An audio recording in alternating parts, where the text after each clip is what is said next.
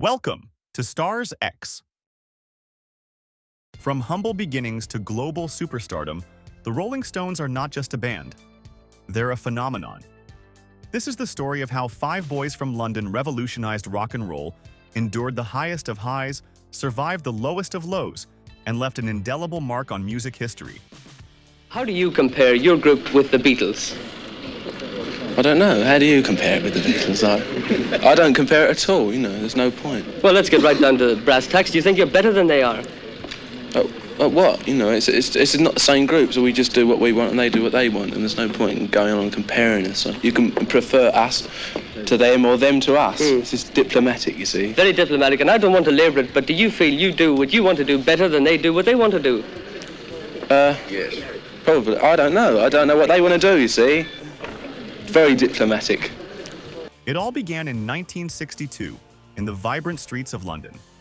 A young Mick Jagger, fresh out of college, had a vision. He wanted to make music that stirred people, something raw, something rebellious. Alongside Keith Richards, his childhood friend, Mick formed the core of what would soon become the Rolling Stones. Keith Richards, with his soulful guitar riffs, and Mick Jagger, with his electrifying stage presence, were unstoppable forces. The Rolling Stones quickly became one of the most exciting live acts in England. Their sound was a unique mix of blues, rock, and rhythm and blues, spontaneous, untamed, and filled with raw emotion. As Mick and Keith began to forge their path, they gathered other musicians to form the lineup. Brian Jones, a genius guitarist and multi-instrumentalist, brought his flair to the band. Charlie Watts, the heartbeat of the band, laid down the rhythm that would become synonymous with the Rolling Stones sound. Bill Wyman, the quiet but ever-present bassist, and Ian Stewart, their unofficial fifth member and pianist, rounded out the ensemble. The Rolling Stones were ready to hit the world stage. In 1964, they released their debut album, The Rolling Stones. The public responded with a mix of excitement and disbelief. These guys were different.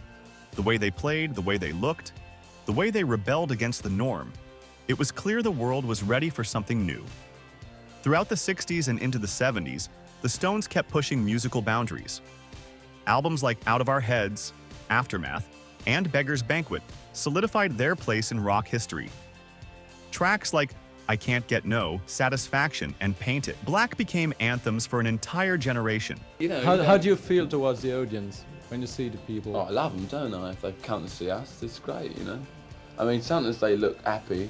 When they look really miserable, I get a bit... Sometimes they faint. Yes, they fainted a lot yesterday, which was very disappointing.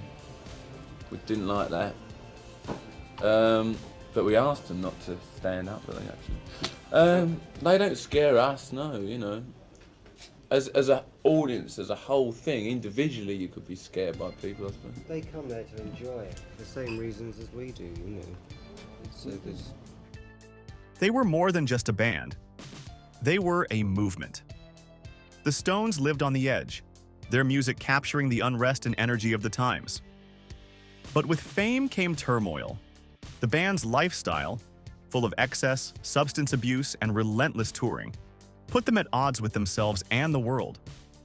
Through the years, Mick Jagger became a media sensation. His interviews were often unpredictable, full of wit and charm, but also veiled in mystery. As a result, the public couldn't get enough of him. The Stones' interviews often sparked controversy. Rock and roll's gotten to such a weird thing now because so many people analysing it, and especially in America, there's the most. It's a lot made of nothing as far as I'm concerned. People writing in newspapers filling up space, but I mean they're reviewing one song, taking 6 columns, the sociological meaning, the religious meaning, the political meaning, and then what I personally think, and they wrap it all up, I mean, it's just ludicrous for me.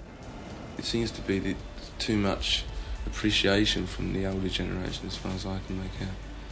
You can't get rid of them at concerts, asking these questions about...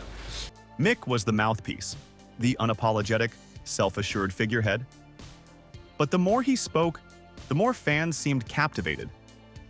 Keith Richards, on the other hand, was the embodiment of rock and roll itself, rebellious, defiant, and totally carefree.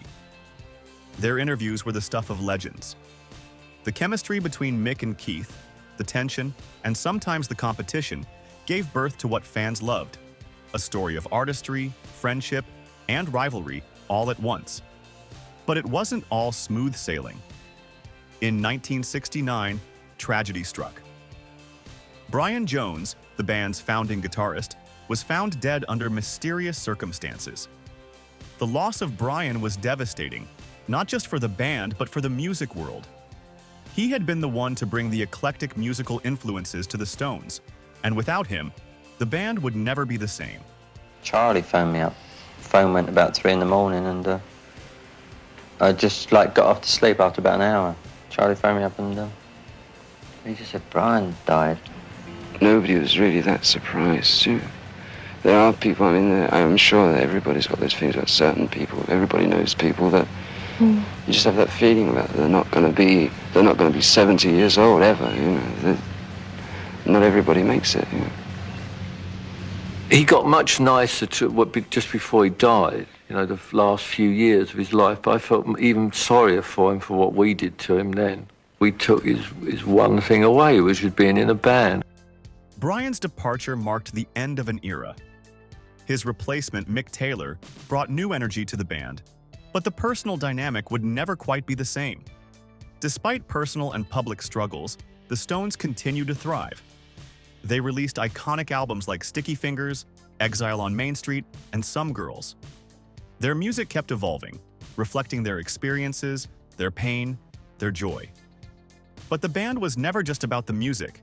It was about the show, the wild performances, the endless energy, and the connection they had with their fans. As the years went on, each member of the band explored solo careers. Mick Jagger released albums. Keith Richards pursued his own musical endeavors with the band The Expensive Winos, and Charlie Watts stayed true to his craft as a drummer. But despite their solo ventures, the Rolling Stones remained a bond they couldn't break. The Stones' resilience was awe-inspiring. Despite the death of Charlie Watts in 2021, they proved that their legacy was indestructible. They carried on, with drummer Steve Jordan stepping in, and their music continues to reverberate through generations. In the modern day, the Rolling Stones are no longer just a band. They are a global institution. Their music is timeless, their story is legendary, and their influence is unmatched. From humble beginnings to performing in front of millions, they've done it all. They gave the world music that was more than just sound. It was an experience.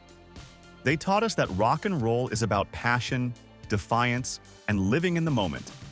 From their early days in the smoky clubs of London to rocking arenas across the globe, the Rolling Stones are not just a band. They're a symbol of freedom, rebellion, and the unyielding power of music. Thanks for watching.